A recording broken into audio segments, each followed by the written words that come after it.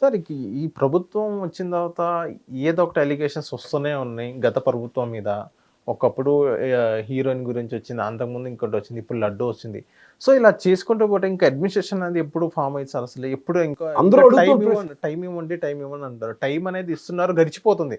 ఇవే more than 3 months అయిపోయింది. దీన్ని పుణ్యకాలం గడిచిపోవడం అంటారు, దాటవేత ధోరణి అంటారు. ప్రతిదానికి తాస్తారు. ఇప్పుడు ఉచిత ఇసుక నడుస్తుంది ఒక కాన్సెప్ట్, అది ఇసుక గురించి మాట్లాడుతుంది. పెద్దాన్ని బుల్డోస్ చేసుకుంటూ వెళ్తే ఉచిత ఇసుక అన్న పదంలో అర్థం చేసుకోవాల్సిన మనలాంటి వాళ్ళు ఏంటంటే మీలాంటి జర్నలిస్టులను రాష్ట్ర ఖజానాకి డబ్బులు రావు, అది తప్ప మిగిలినంతా ఉచితమే. ఇప్పుడు ఉదాహరణకి ఉచిత ఇసుక కాన్సెప్ట్ లేదనుకోండి, గతంలో రూపాయి అర్ధో పావలో బేడో 100 రూపాయలు 1000 రూపాయలు మొత్తం రాష్ట్ర ఖజానాకి వచ్చేది. ఎగ్జాంపుల్ ఒక టన్ ఇసుక ఏదైతే ఉందో రేటు ఎగ్జాంపుల్. ఇప్పుడు ఉచితం అంటే రాష్ట్ర ప్రభుత్వ ఖజానాకి ఇవ్వకుండా ట్రాన్స్పోర్టేషన్ అక్కడ లోకల్ లాజిస్టిక్స్ అన్ని ప్లే చేసుకుని వస్తున్నారు కదా అందరూ. అవును. సో దీంట్లోంచి ఎక్స్ప్లెనేషన్ చేయవలసిన బాధ్యత ఎవరిది? ఆయనే చెప్తారు పక్కన ముఖ్యమంత్రి గారే, నేను ట్రాక్టర్ వేసుకుని లేదా తట్టలు మోసి తీసుకొచ్చి మీ ఇంట్లో ఇస్తానని చెప్పాను అని. బట్ ప్రతిదానికి ఒక డిజైన్ ప్రోగ్రామ్ కావాలి కదా సార్. ఇప్పుడు కూడా మనం కొన్ని ఛానల్లో చూసుకున్నట్లయితే గత ప్రభుత్వం ఎప్పుడైతే ఇసుక అనేది ఛార్జెస్ విధించారో దాని మీద ప్రైవేట్ కంపెనీలకు ఎందుకు ఇవ్వాలని వెంకటరెడ్డి గారి మీద నిందలేయడం జరిగింది. అదే వెంకటరెడ్డి గారు ఎవరైతే ఉన్నారో ఏసీపీ వాళ్ళని క్వశ్చన్ చేయడం జరుగుతుంది. పైన నా నా కర్త కర్మక్రియ ఏదైతే ఉందో నేను చేయడం అంతవరకు, పైన 1-2 స్థాయి వ్యక్తులు నాకు ఫోన్ చేస్తారు, ఫలానా ఫైల్ మీద సంతకం పెట్టమంటారు, నేను పెట్టడం అంతవరకు, నాకు ఎటువంటి సంబంధం లేదన్నట్టుగా ఏసీబీ వాళ్ళకి చెప్పడం జరిగింది. అక్రమం జరిగిందని నేను జరిగిందనే చెప్తాను, కాకపోతే ఎవరు చేశారు ఏంటి అని నేను చెప్పలేను అంటూ చెప్తున్నారు. ఇప్పుడు సింపుల్ లాజిక్ చెప్తా సార్. ఇప్పుడు లాస్ట్ గవర్నమెంట్ తీసుకుంటే liquor policy government has been run, government run చేసింది. వెసెస్ ఈ గవర్నమెంట్ వచ్చింది.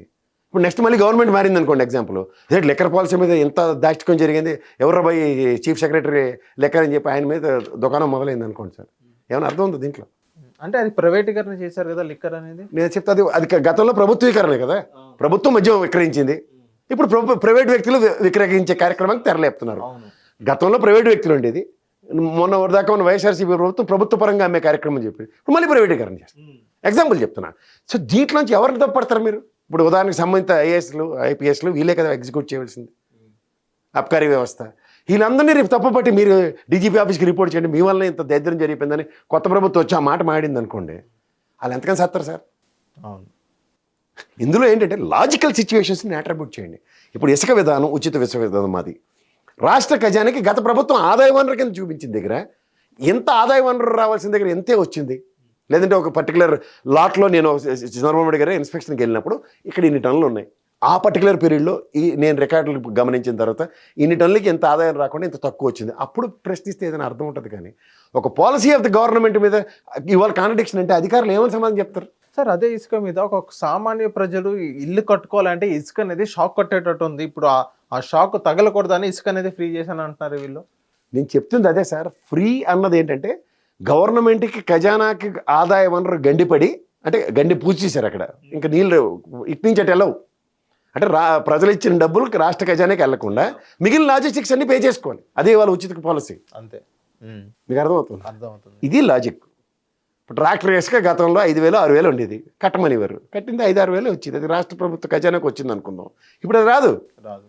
ట్రాక్టర్ నువ్వే పెట్టుకో, అక్కడ లాజిస్టిక్స్ ఎత్తి లోపల వేయడానికి ఎంత ఛార్జీలు ఉన్నాయని నువ్వు పే చేసుకో, జేసీబీ అని మీరే పే చేసుకోవాలి. అది ఈ తేడా ఉంది ప్రజల్లో, అది గమనించగలిగితే చాలా సులువు. మూడో పాయింట్ ఏంటంటే దీంట్లో మీరు అన్నట్టు సంబంధిత అధికారులు గనుల శాఖ వాళ్ళు ఏదో తిరగబెట్టేశారు, సచ్చారు, పొడిచారు అంటే గవర్నమెంట్ పాలసీని మీరు క్వశ్చన్ చేయండి. ఎందుకు క్వశ్చన్ చేయలేకపోతున్నారు వాళ్ళు? ఇందులో చిన్న లాజిక్ ఉంది. ఆదాయ వనరుని ఇవాళ గండిపో వచ్చేసారు, కానీ మేము ఉచితం. సార్ అదే లాస్ట్ గవర్నమెంట్ మనం చూసుకున్నట్లయితే ఏదైతే వెంకటరెడ్డి గారు అయితే చెప్పిన స్టేట్మెంట్స్ ఏమైనా మీరు పాలసీస్ గురించి చెప్పారు, పాలసీస్ కరెక్ట్గా అనేది మార్చాలని చాలామంది చూశారు కదా. కరెక్ట్గా ఉన్నా కానీ వాళ్ళకి వ్యతిరేకంగా వాళ్ళకి అనుకూలంగా చాలామంది పెట్టారుగా, వీళ్ళందరూ క్వశ్చన్ చేస్తున్నారు. అందుకనే వెంకటరెడ్డి అనే వ్యక్తి పై స్థాయి వాళ్ళు 1-2 ఫోన్ చేస్తే పాలసీస్ కరెక్ట్గా నేను సంతకాలు పెట్టే పరిస్థితి నాకు వచ్చింది, నాదేం లేదు అన్నట్టుగా ఆయన చెప్తున్నారు. నేను చెప్తుంది అదే సార్. ఇప్పుడు ఇవాళ నుంచి ఇసుక ఒక ప్రైవేట్ డ్రిడ్జింగ్కి ఇచ్చి దాని నుంచి మేము ప్రజలకి సర్టన్ రేటుకి ఇస్తున్నాం, అది గవర్నమెంట్ పాలసీ. ఇవాళ మేము లాజిస్టిక్స్ అన్ని ప్రజలే భరించాలి, ఉచిత పాలసీ. ఇసుక అక్కడ ఉంది కదా ఫ్రీ. ఇది కాంట్రడిక్షన్. ఇప్పుడు ఈ ప్రభుత్వ విధానాన్ని ఎవరు తప్పుపడతారు? నెక్స్ట్ ప్రభుత్వం వచ్చింది సార్ మాటకి, ఎవరో వచ్చారు కొత్త ప్రభుత్వం వచ్చి ఇదేంటిది ఫ్రీ ఇసుక అని చెప్పి ఇంత ఛార్జీలు దోచేశారంటే ఎవరి దగ్గర దోచారు? అకౌంటబిలిటీ కావాలి కదా. ప్రజలు ఇంత పే చేశారు, మనం ఫ్లెక్సీలు ఉంటున్నాయి కదా, 1365 రూపాయలు టన్ అవుతుంది, ఇలాంటివన్నీ ఉన్నాయి కదా. ఇవన్నీ లెక్క ఎవరు సమాధానం చెప్పాలా? అక్కడ కూర్చున్నాడు ఎవడో వసూలు చేశాడు, వాడిని ప్రభుత్వం ప్రశ్నించేసి కెపాసిటీ ఉంటే అప్పుడు సొల్యూషన్ వస్తుంది. అంతేకాని గనుల శాఖ సెక్రటరీని పట్టుకుని ఏంద్రబాయ్ నువ్వు సంతకం పెట్టాలంటే ప్రభుత్వం డిజైన్ చేసిన పాలసీ, మనం ఏం చేస్తాం? ఇది ప్రజాస్వామ్యంలో ప్రజాప్రభుత్వాలకు ఉన్న డిస్క్రిప్షన్స్ అవి. సార్ ఇప్పటి కూడా చంద్రబాబు నాయుడు గారు ఇసుక ఫ్రీ అని చెప్పారు. ఏదైతే ట్రాక్టర్కి వెళ్ళే ఖర్చు కానీ అక్కడ ఉన్న జేసీబీలు కానీ, సో అక్కడ కూడా చాలా అక్రమాలు జరుగుతున్నాయి. చాలా కంప్లైంట్స్ ఇస్తున్నారు. ఇప్పటికీ అవి సాల్వ్ చేయలేని పరిస్థితి, వీళ్ళ ప్రభుత్వం వచ్చి 100 రోజులు అయినా కానీ ఇప్పటికీ అక్కడ సాల్వ్ చేయలేని పరిస్థితి. మళ్ళీ ఇలాగే అక్రమాలు కట్టుకుంటూ పోతే మళ్ళీ వనజాక్షి కేసు అయ్యే అవకాశాలు ఉన్నాయని మీరు భావిస్తున్నారా సార్? సార్ అది మూమెంటరీ ప్రొవకేషన్స్లో వనజాక్షిది పరిస్థితి చెప్పి దాని మీద అనవసరం time waste discussion. First of all అక్కడ జరిగింది ఏంటి, జరగబోయేది ఏంటి, జరుగుతుంది ఏంటి చెప్పమనండి. ఉచితం అన్న పదమే మీరు ఇప్పుడు ఉదాహరణకి చందన బ్రదర్స్, బొమ్మన బ్రదర్స్ అని 70% డిస్కౌంట్ అని బోర్డులు పెడతాయి సార్, ఆర్ఎస్ బ్రదర్స్ ఇవన్నీ నేను చూశాను ఉదంతా. ఆడికి వెళ్తే దిక్కుమాల రుమాలకు దేనికో 70% డిస్కౌంట్ ఉంటుంది. అయితే ఎప్పుడు ఎన్టీ రామారావు గారు జేమ్స్ బాండ్ సినిమాలో చేసినప్పుడు ఇంత పెద్ద బెల్ బాటలు 42 56 నడువులు ఉన్న ప్యాంట్లకి 70% డిస్కౌంట్లు అవన్నీ ఉంటాయి. వాస్తవానికి అది ఎంతవరకు ఫీజిబుల్ చెప్పండి? కానీ పైన బోర్డు ఏం కనపడుతుంటుంది మీకు? 70%. ఈ 70% కాన్సెప్ట్లో జస్టిఫైడ్ యాక్ట్ ఎంతవరకు అన్నది చూడండి.